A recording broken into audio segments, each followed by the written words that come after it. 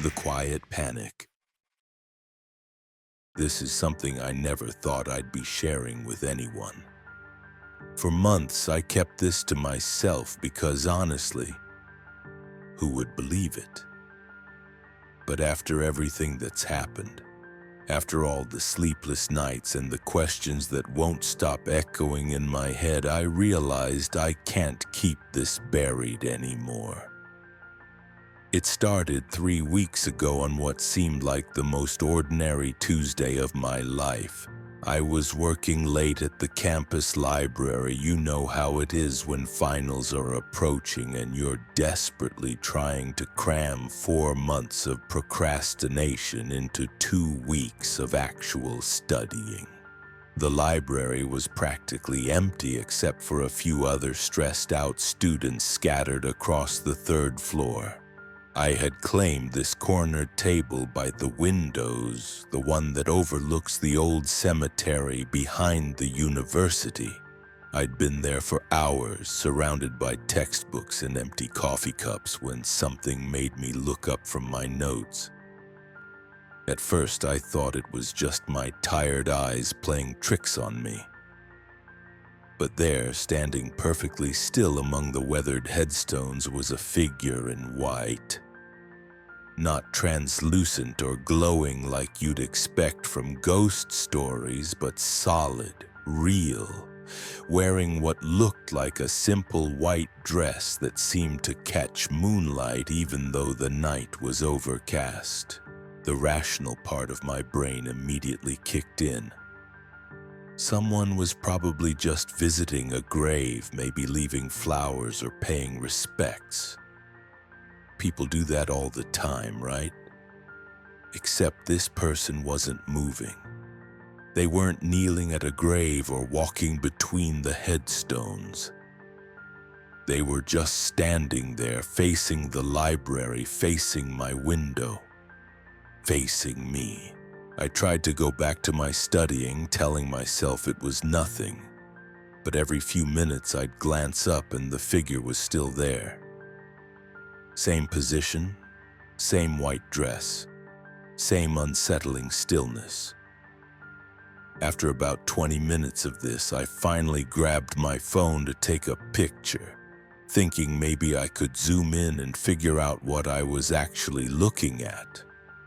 But when I held up the camera and looked through the screen, the cemetery was empty. Completely empty. I lowered my phone and looked directly out the window again. The figure was still there, clear as day. I raised the camera once more, and again, nothing but empty graves and shadows. That's when the first wave of genuine fear hit me. My hands started shaking and I could feel my heart hammering against my ribs. I packed up my stuff as quickly as possible and practically ran out of the library. The smart thing would have been to go straight back to my dorm, lock the door, and pretend none of it happened. But curiosity has always been my weakness. Instead of heading home, I found myself walking toward the cemetery, drawn by some inexplicable need to understand what I'd seen. The cemetery gates were locked, which they always are after sunset, but there's this section of the fence that's been damaged for years where you can slip through if you're determined enough. I squeezed through the gap, my jacket catching on the bent metal, leaving a small tear that I still have as a reminder of that night. Walking among those old graves in the darkness was unlike anything I'd ever experienced. The silence was so complete it felt oppressive, like the air itself was holding its breath. I made my way to where I thought I'd seen the figure, using my phone's flashlight to navigate between the headstones. Most of the graves were old, some dating back to the 1800s, their inscriptions worn smooth by decades of weather. I was about to give up and admit I'd imagined the whole thing when my flashlight beam landed on something that made my blood run cold. There, carved into a headstone that looked newer than the others around it, was my name. Not just my first name, but my full name, middle initial and all. Below it was a birth date that matched mine exactly, but the death date was blank, just a dash followed by empty space. I stood there staring at that headstone for what felt like hours, but was probably only minutes. The logical explanations started racing through my mind. Someone was playing an elaborate prank. It was a coincidence. Maybe someone with the same name who died young. There had to be a rational explanation, but then I heard it. A voice, soft and gentle, speaking my name from somewhere behind me. I spun around, my flashlight cutting through the darkness, but I was alone among the graves. The voice came again, closer this time, and I realized it was coming from the headstone itself, from the direction of that blank death date. "Don't be afraid," the voice said. And despite everything that was happening, I found myself oddly calmed by it. There was something familiar about the voice, something that reminded me of childhood, of safety, of being tucked into bed with a story and a glass of warm milk. "I've been waiting for you to find me. I should have run. Every instinct I had was screaming at me to get out of that cemetery and never look back. But instead, I found myself asking, 'Who are you?' The air around me seemed to shimmer, and suddenly the figure in white was there again, standing just a few feet away from me. Up close, I could see her face clearly for the first time, and what I saw made my knees nearly buckle. It was me. Not exactly me, but close enough that we could have been sisters, or maybe the same person at different ages. Her hair was longer, her face a bit thinner, but the eyes, the nose, the way she held her head slightly tilted to the left when she was thinking, it was all unmistakably familiar. "I'm you," she said simply, as if that explained everything. Or rather, I'm who you were meant to be. The version of you that didn't make it past her 21st birthday. The questions started pouring out of me then. How was this possible? What did she mean, the version that didn't make it? Was I dead? Was I dreaming? Was I having some kind of mental breakdown brought on by final stress and too much caffeine? She held up a hand to stop my rambling, and when she smiled, I saw the same crooked incisor that I'd always been self-conscious about. "Time works differently here," she explained. "Past, present, future, they're all happening at once. I died in a car accident on March 15th, 2 years from now, but I'm also here talking to you, trying to change what happens next." March 15th. I knew that date, had it circled on my calendar in red ink. It was the day I was supposed to drive home for spring break, the day I'd been planning to take that shortcut through the mountains because I was running late for my sister's birthday party. "That's why you can see me," she continued. "That's why I can talk to you. Because technically we're the same person, just separated by time and circumstance. I'm reaching back from where I am now to where you are now, trying to give you the chance I never had." The weight of what she was saying started to sink in. This wasn't just some supernatural encounter or stress-induced hallucination. This was a warning, an intervention from beyond whatever veil separates the living from the dead. She was trying to save my life by telling me how hers had ended, but that was just the beginning. Over the next few nights, she kept appearing to me, sometimes in the cemetery, sometimes in my dorm room, once even sitting in the back row of my economics lecture like she belonged there. And each time she revealed more about the world she now inhabited, the rules that governed it, and most importantly, why she wasn't the only one trying to reach across the divide between life and death. She told me about the others, the countless souls who had unfinished business, regrets that anchored them to our world like chains they couldn't break. There was Marcus, who died in a motorcycle accident at 19 and spent decades trying to warn other young riders about the dangers of racing on wet roads. There was Sarah, a college student like me who overdosed at a party and now desperately tried to reach out to anyone she could find who was walking the same dangerous path she had taken. "We're not ghosts in the traditional sense," she explained during one of our meetings in my dorm room. "We're echoes of possibility, warnings from timelines that went wrong. Most people can't see us because they're not connected to us the way you are to me. But sometimes when someone is about to make the same mistakes we did, we can break through." I started documenting everything she told me, filling notebook after notebook with details about this hidden world that existed parallel to ours. According to her, there were rules to these interactions. The dead could only reach those who shared their fate, and only at moments when that fate was about to be sealed. It wasn't random, it was purposeful, urgent, desperate.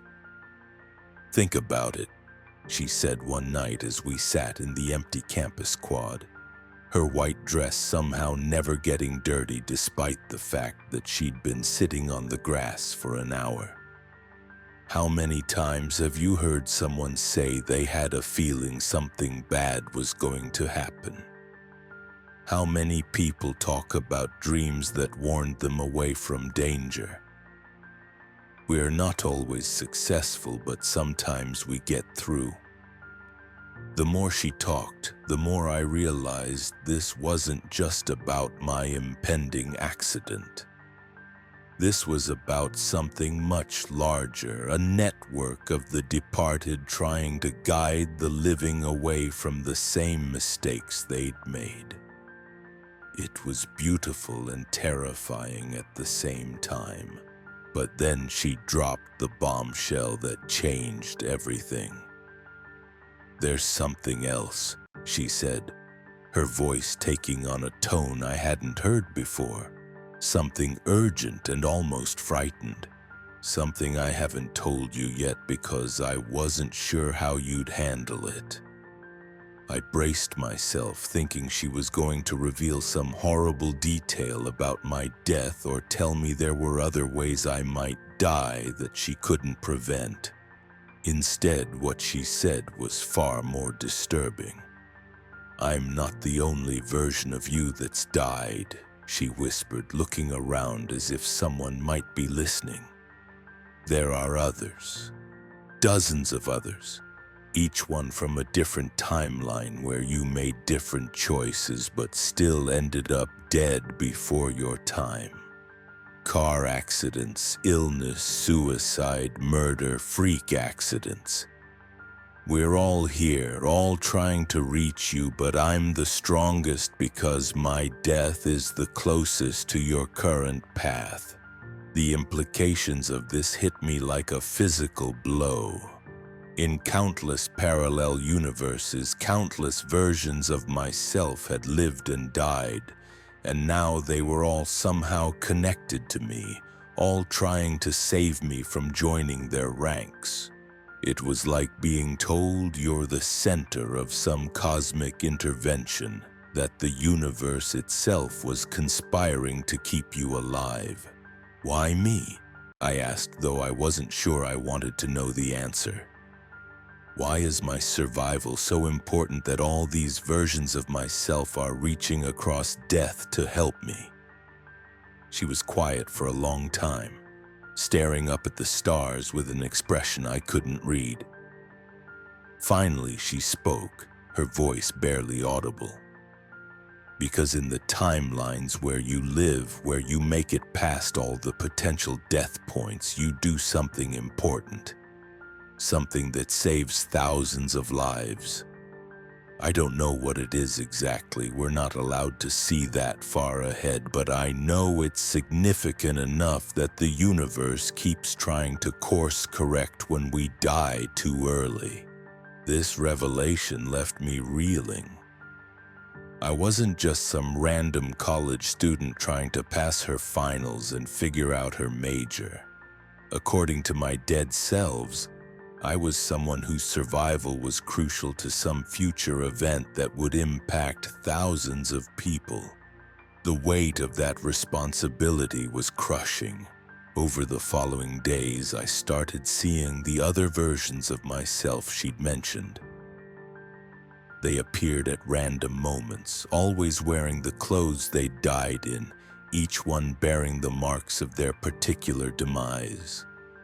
There was the version of me who died in a house fire, her hair singed and her clothes blackened with smoke. Another who'd been murdered, a dark stain across her throat that she tried to hide with a scarf. One who died of cancer, thin and pale, but with eyes that burned with determination. They didn't all speak to me directly like the first one did, but their presence was a constant reminder of how fragile life was. How many ways things could go wrong. Some would just stand at the edges of my vision, watching, waiting. Others would try to communicate through dreams or by moving objects in my room. One left me notes written in handwriting that was unmistakably mine but contained information I'd never learned. The notes were warnings about specific dates, places to avoid, people who might bring danger into my life. Don't go to the Delta Chai party on November 8th. Avoid the construction site on Maple Street until after Thanksgiving. Don't trust the guy with the dragon tattoo who'll ask you out next month. At first, I followed every warning religiously, changing my plans and avoiding anything they told me to stay away from. But as the warnings became more frequent and more restrictive, I started to feel like I was living in a prison of my own future deaths. I couldn't go anywhere or do anything without wondering if it was the choice that would kill me. The breaking point came when one of my dead selves, the one who died of an overdose, left me a note that simply said, "Stop trying to save me. Some of us chose our deaths." That night I confronted the first version, the one in the white dress who'd started it all. "I can't live like this," I told her. "I can't spend every moment terrified that the next step I take will be my last. If I'm supposed to do something important with my life, I need to actually live it first." She nodded as if she'd been expecting this conversation. "We've been debating this among ourselves," she admitted. "Some of us think we should tell you everything, guide your every move to keep you safe. Others think that's not really living at all." "What do you think?" I asked. "I think," she said slowly, "that maybe our job isn't to save you from death entirely. Maybe it's just to save you from dying too soon before you've had the chance to become who you're meant to be. Maybe we're not supposed to eliminate all risk from your life, just help you avoid the biggest pitfalls." That conversation changed everything. Instead of trying to control every aspect of my future, my dead selves began offering guidance rather than commands.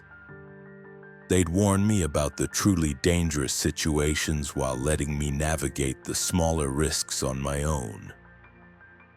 It was like having the world's most unusual support system, a group of advisors who knew exactly what I was going through because they'd lived it themselves. The accident she'd originally warned me about, the one that was supposed to happen on March 15th, I avoided by simply choosing a different route home for spring break. No dramatic intervention required, just a small change that saved my life. As that date passed without incident, I felt something shift in the air around me, like a weight being lifted. One down, the white-dressed version of myself said with a smile. But stay alert, there will be others. Now, months later, I still see them sometimes. Not as often as before, but they're still there, still watching, still guiding when necessary.